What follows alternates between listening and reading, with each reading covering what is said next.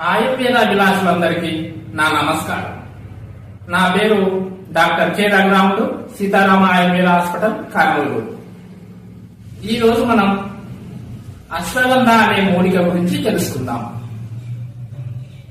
అశ్వగంధ అనే మూలిక ఆయుర్వేదంలో విరివిగా వాడబడే అద్భుతమైన ప్రయోజనాలు కలిగిన మూలిక.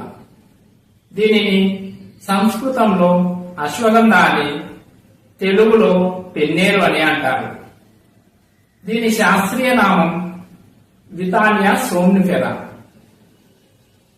ఈ మూలికకు అశ్వగంధ అనే పేరు ఎలా వచ్చిందో ముందుగా తెలుసుకుందాం.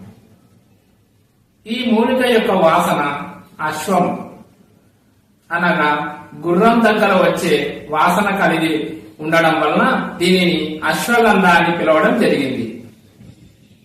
ఈ మూలిక